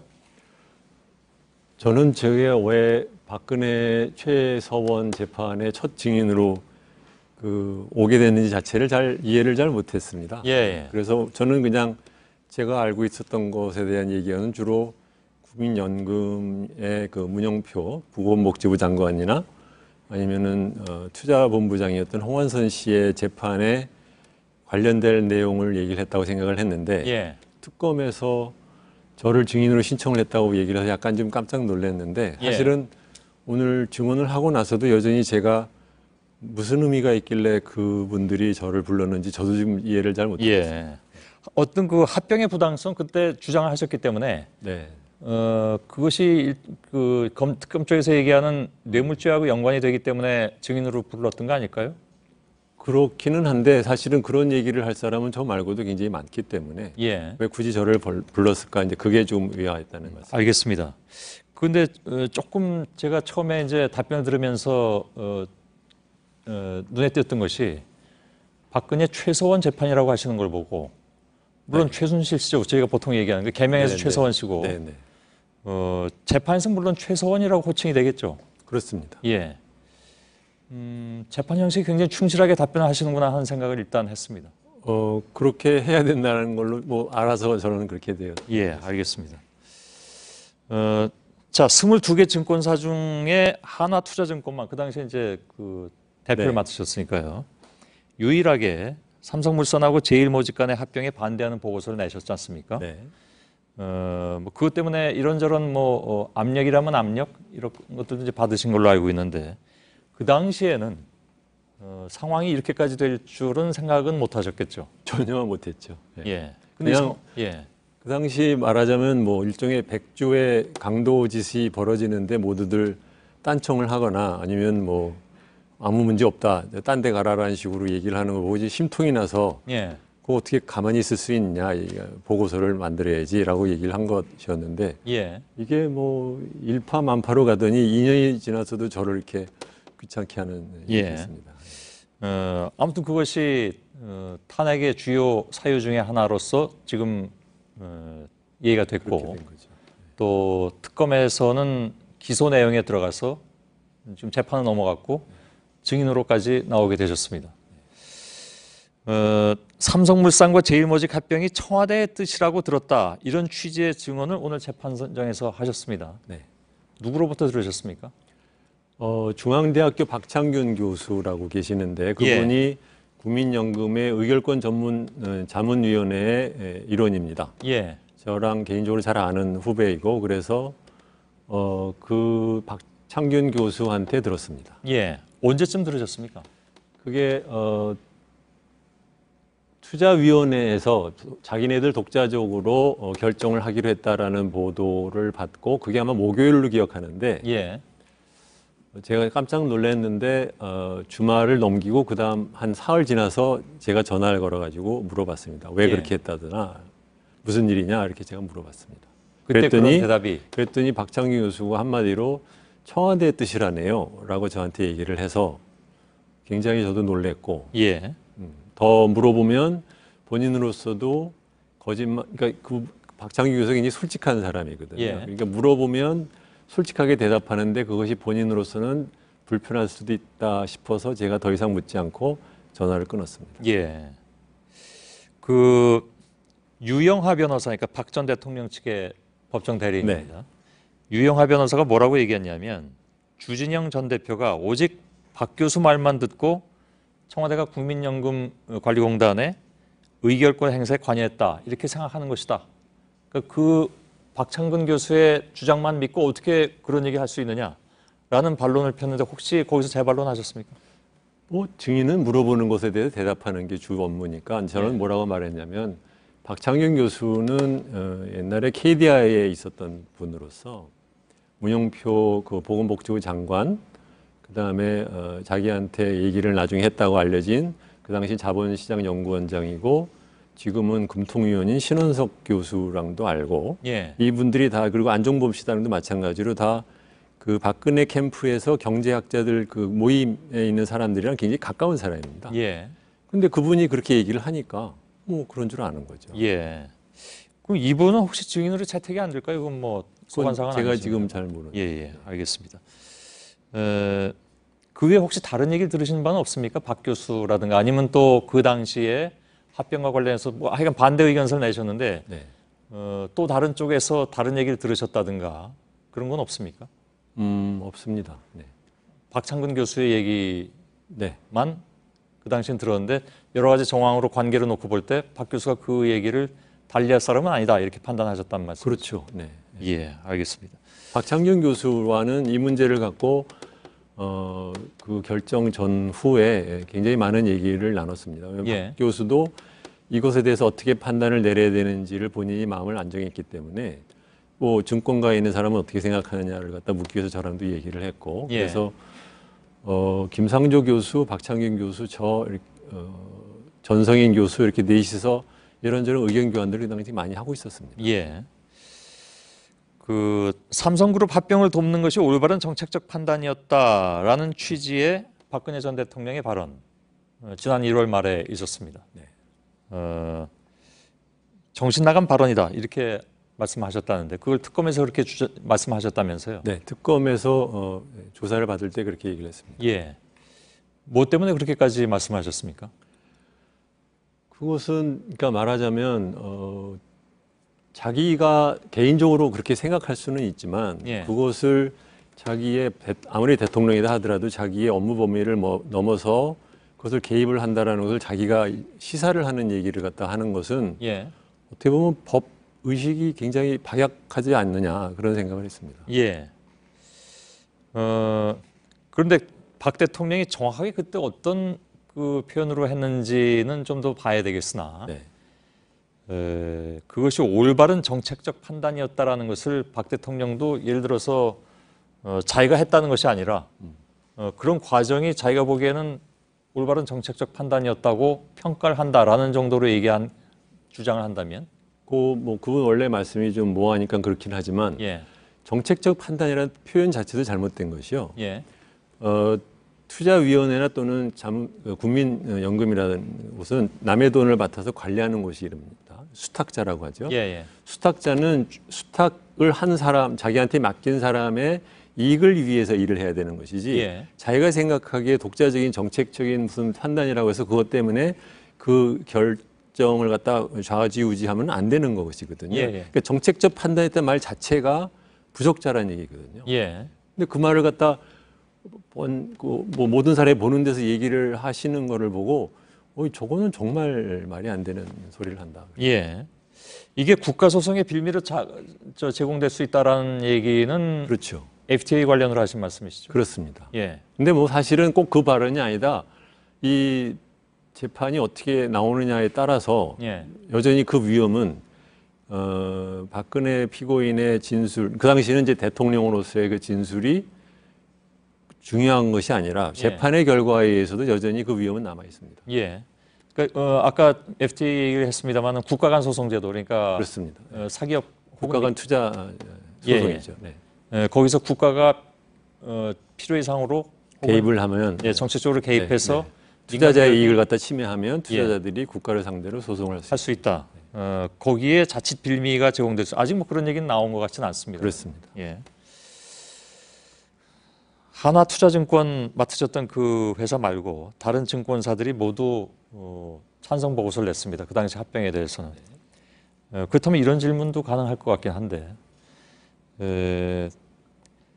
다른 기업들이 다 찬성 보고서를 냈기 때문에 박 대통령의 그 당시의 입장으로서는 그것이 합당한 어떤 타당성 있는 정책적 근거로서 작용할 수 있지 않았을까요? 예를 들면 다른 사들이 찬성 보고서를 낸 것이 다 압력에 의한 것이라는 전제는 지금 할 수가 없다면. 근데 좋은 질문을 하셨는데 증권사가 내는 리포트는 투자가에게 이 주식의 값이 오를 거다 내릴 거다에 대한 의견을 제기를 하는 것이지 합병을 하는 것이 타당하냐 안하에 대한 의견을 갖다 하는 것이 자기네들의 본업은 아닙니다. 그것을 본업으로 삼고 있는 것이 바로 투자 의결권 행사 그 자문 기관들이거든요. 근데 그 자문을 하는 국내외의 모든 기관이 그것이 부적절한 비율로 되어 있다라고 의견을 얘기를 했고 게다가 그 기관들한테 국민연금이 돈까지 주면서 자문을 받고 있는 기관인데 모든 사람들이 반대를 했는데 그것을 더 중요하게 생각해야 되지 그 증권사가 하는 얘기는 거기에서는 사실은 사이드 이슈인 것이고 두 번째로는 국내 증권사의 그 리포트에 의해서 정책적 판단을 한다고 하면은 그건 더욱 부적절한 얘기죠. 아까 잠깐 표현하실 때 노상에서 강도를 당하는데 아무도 얘기를 안 했다라고 말씀하셨습니다. 백주에. 밤중도 아니고. 왜 그렇게 표현하셨습니까? 그 합병이 삼성물산의 주주들한테 심각한 손해를 초래하는 구조로 되어 있다는 것은 예. 금융시장에 조금이나마 알고 있는 사람은 다 아는 거거든요. 근데 그걸 갖다 뭐 100주에 그냥 밀어붙였죠. 예. 그것이 뭐 100주의 노상 강도랑 다를 바가 없는 것이죠. 예. 네. 근데 다른 데서는 그럼 왜 그러면 그 문제에 대해서 문제 제기를 안 했다고 그럼 생각을 하십니까? 제기를 하면은 두드려 맞을까 봐 그랬겠죠. 네. 저는 그렇다고 생각합니다. 예. 네. 그건 그 주 전 대표의 어떤 그 개인적 생각일 수도 있는 거죠. 추측일 수도 있는 거죠. 그렇죠. 네. 예. 근데 그러한 추측이 가능하게 한 다른 주변적 정황들이 있었습니까? 이거 같은 금융업계에 있었던 사람으로서 말씀드리긴 좀 죄송하지만 예. 우리나라 증권사의 리서치 리포트는 그 객관성에 있어서 사실은 그 쓰는 사람 또는 업자들 사이에서도 별로 신용을 안 하는 그런 리포트입니다. 왜 그럴까요? 그것은 근본적으로는 경제력이 집중이 돼 있어서 주요한 기업들이 다 재벌 기업에 속해 있고 예. 한 기업에 대해서 불리한 얘기를 하면은 그 기업이 속해 있는 나머지 재벌 기업들한테 다 조림을 당하고 예. 뭐 그러다 보니까 애초에 알아서 기는 게 있죠. 예. 그런 게 실제적으로 사례들이 있었습니까? 뭐 많죠. 네. 많습니까? 네. 여기서 근데 어떤 특정 기업을 얘기하시긴 좀 어렵습니까? 뭐 예를 들어서 말씀드리면 현대중공업 케이스를 말씀을 드리면 2014년, 15년인가? 14년에 다들 현대중공업 뭐 값이 오른다라고 다 쓰고 있다가 어느 날 갑자기 현대중공업이 아무런 설명도 없이 대규모 부실을 현실을 하면서 손해를 냈습니다. 그러면은 저렇게 손해를 갖다 아무런 설명 없이 갑자기 내는 경영진에 대한 불신을 제기를 해야 될 사람들이 거꾸로 이제 불실 털었으니까 이제는 다시 오를 것만 남았어. 예. 라고 또 기껏 다 썼거든요. 그러다 다시 3개월 후에 다시 또 한 번 더 부실을 더 털었습니다. 예. 그랬더니 이번에 똑같이 뭐라고 그랬냐면 봐, 요번에 털었으니까 진짜 올라갈 거야. 이게 이런 얘기만 하는 게 우리나라 증권사들입니다. 예. 하긴 제가 예전에 100분 토론을 했었던 적이 있을 때 주식값이 막 올라가고 있었습니다. 그 증권 전문가들하고 토론을 했는데 앞으로 계속 뛴다고 했는데 제 기억엔 그로부터 며칠 뒤부터 한없이 추락하더군요. 뭐 그건 이제 예측이 틀릴 수 있는 건 뭐 당연히 있을 수 있는 일인데 자칫 지금 말씀하신 내용은 어떤 목적에 의해서 그것이 보고서나 이런 것들이 왜곡될 수 있다 이런 말씀을 하신 거잖아요. 왜곡되는 게 일상입니다. 예, 그런가요? 우리나라 예를 들면 국내 증권사 리서치 리포트의 거의 100%, 99%가 그 자기네들이 다루는 증권 주식이 값이 오른다. 그러니까 사라라는 그 일색으로 나오거든요. 그거만 보더라도 그 리포트라는 것이 얼마나 신용을 하기 어려운지 알 수 있습니다. 재벌 개혁을 제대로 하려면 재벌이 아니라 사법을 개혁해야 된다라고 말씀하셨는데 그건 어떤 뜻입니까? 지금까지 요번에 후보로 된 공정거래위원장 후보로 올라온 김상조 교수가 20년에 걸쳐서 재벌 개혁 운동을 했지만 실제적으로는 별 진전이 없는 가장 큰 이유가 뭐냐면 아무리 문제가 드러나서 재판을 해도 판사들이 집행유예로 다들 이제 풀어주는 거잖아요. 근데 그것은 왜 그러냐면 우리나라 판사들이 독립적인 사법부라고 보기에는 어렵고 대법원장과 대법원 행정처의 인사고과의 평가를 받는 일종의 관료이거든요. 그러니까 그 사람들에 의해서 이러한 결론이 독립적인 판단이 이루어지지 않고 있기 때문에 결국은 무슨 문제가 있어도 결국은 집행유예로 다 계속해서 빠져나오는 이것이 악순환이다. 그런 면에서는 사법의 그러니까 그 검사에 있어서의 독립성도 중요하지만 사법부 그러니까 특히 이제 판사들의 독립성도 굉장히 중요한데 그것이 우리나라는 안 이루어져 있기 때문에 이런 일들이 반복된다. 그런 뜻입니다. 그 말씀은 좀 파장이 있을 수가 있습니다. 왜냐하면 그래도 사법부의 특히 이제 판사들의 독립성은 다른 부분에 비해서는 많이 인정을 하고 있는 그런 분위기 아닌가요? 그러면은 왜 그동안 이렇게 횡령배임으로 잡혀 들어간 재벌 총수들이 하나같이 집행유예로 나오느냐? 설명을 갖다 그러면 그 사람들은 어떻게 하느냐를 한번 물어보시는 게 나을 것 같습니다. 알겠습니다. 물어볼 기회는 없을 것 같습니다. 판사들은 이 자리에 나오시지 않으시니까요. 알겠습니다. 오늘 여기까지만 좀 말씀 듣겠습니다. 잘 들었습니다. 네. 예, 주진형 전 한화투자증권 대표이사였습니다.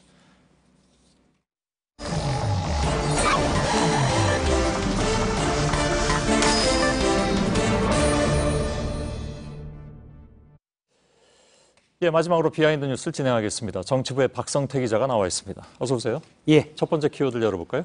첫 번째 키워드는 음지에서 양지를 입니다. 국정원 얘기군요. 예, 그렇습니다. 예. 국정원 전신인 안기부의 부은이 음지에서 일하고 양지를 지향한다 이랬습니다. 예. 정보기관이니까 아무래도 국정원은 전면에 드러나지 않아야 되는데 최근 음지에서 일하는 국정원을 양지로 자꾸 끌어내려는 그런 모습들이 생기고 있습니다. 예. 오늘 한 야당 의원이 서훈 국정원장 후보자 청문회에서 엉겹결에 국정원 규모를 공개했습니다. 직접 들어보겠습니다. 예.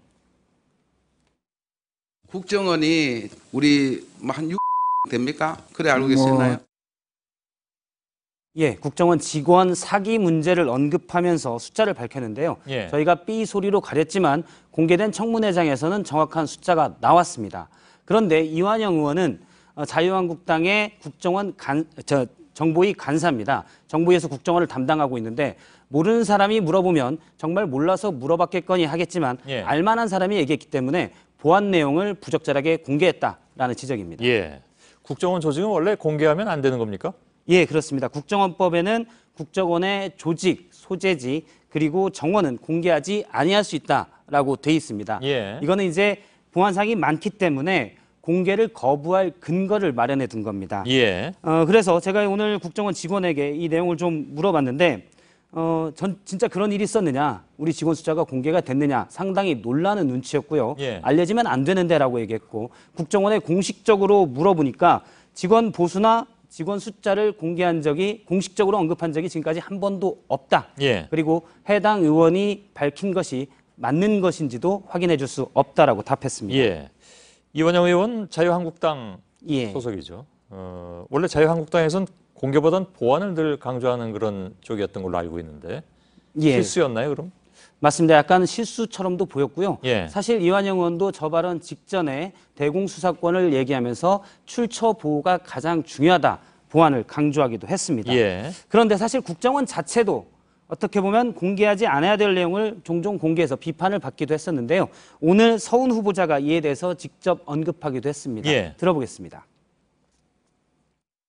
유독 북한 종업원 식당 탈북한 사례에서는 어떤 연유가 있었는지는 모르겠습니다만 너무 빠른 시간 내에 언론에 공개됐다 하는 점은 제가 좀 평소와 다르다 하는 느낌을 가지고 있었고요.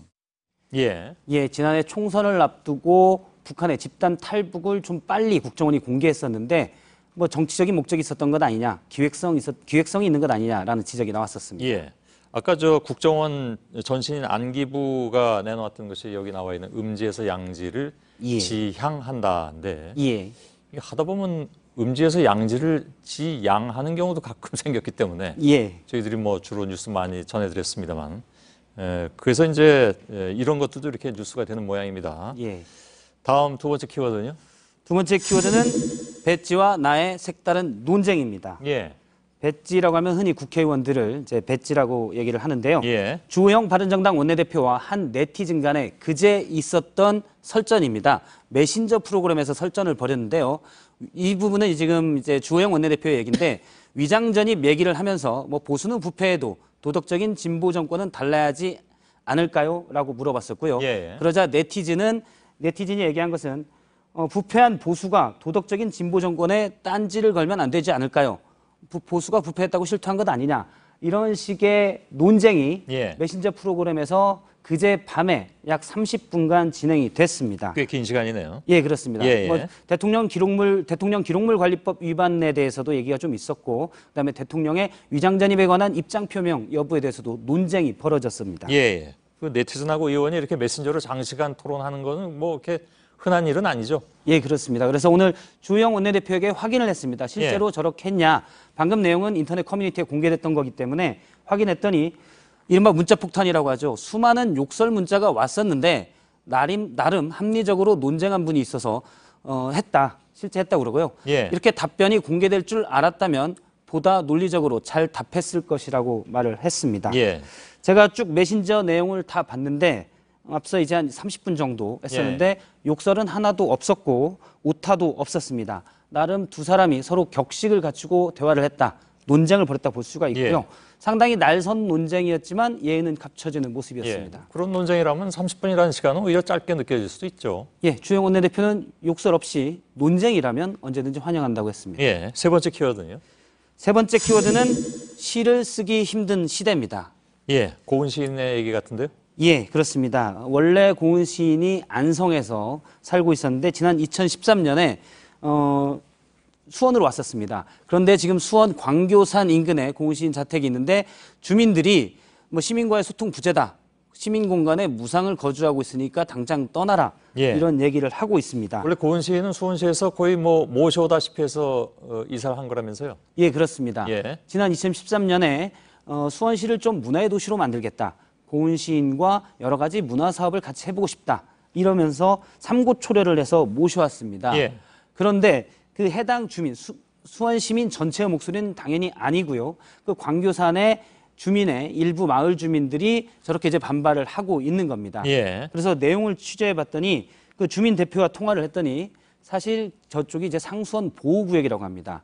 그래서 근데 저 주민들은 식당들을 많이 하고 있는데 예. 규제를 많이 받고 처벌도 많이 받았었는데 시에서 상수원 보호구역의 고은 시인에게만 좋은 집을 주고 리모델링까지 혜택을 해주고. 받았느냐? 예, 그렇습니다. 예. 사실 고은 시인이 요구한 건 전혀 아니고 예. 시에서 해줬는데 이중잣대다.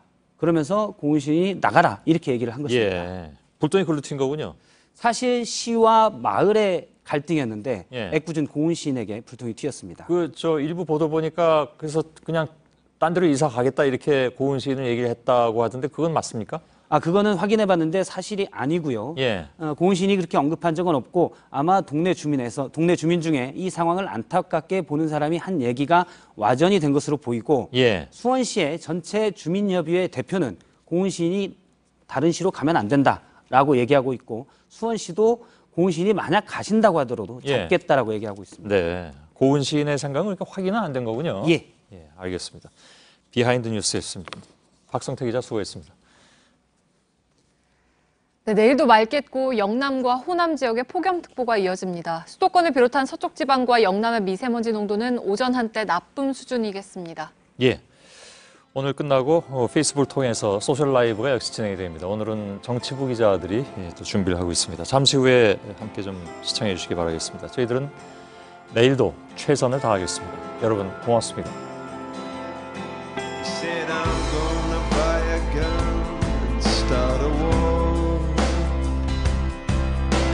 If you can tell me something worth fighting for, oh, and I'm gonna buy this place is what I said.